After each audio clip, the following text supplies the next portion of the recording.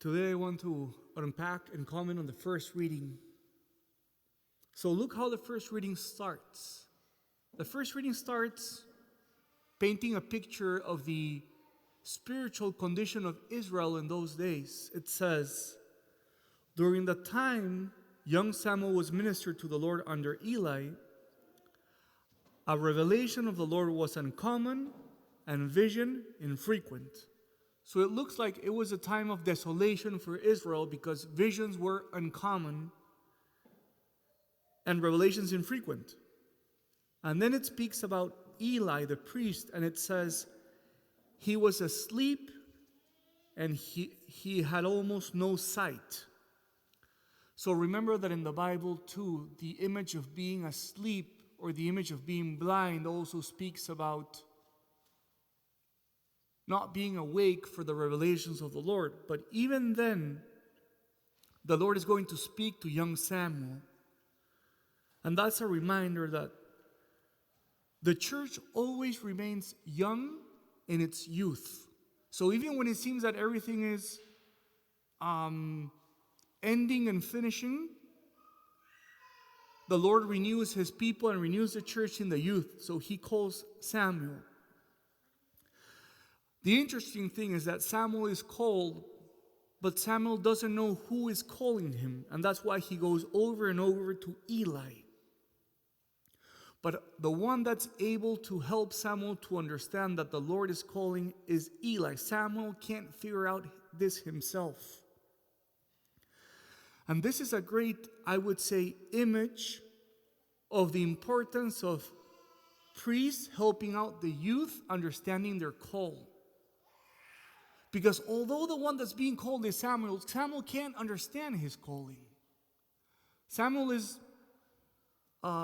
misdirected and he doesn't know who to turn to. And it is only the priest Eli who is able to discern, oh, the calling that you're receiving is the calling to be a prophet. I don't know if you knew this, but Pope Leo will start a series of comments on the documents of Vatican II. He's going to be commenting on those documents because there is a great richness to those documents that has been forgotten. And one of those documents is the documents on the priesthood. Presbyterorum Ordinis.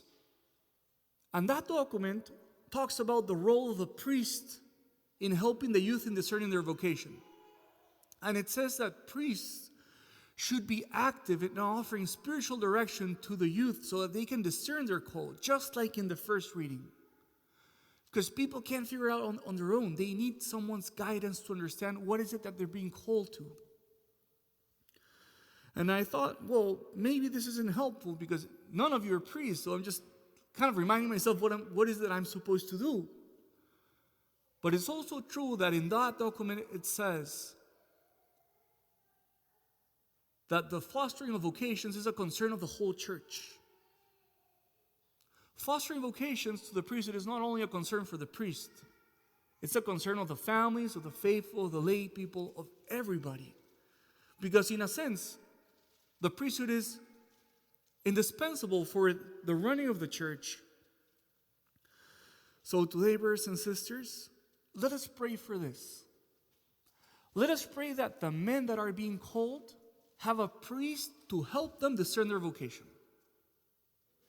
Let us pray that there are priests that are willing and yearning and eager to be there for the youth. Because the Lord is calling. The Lord is always calling.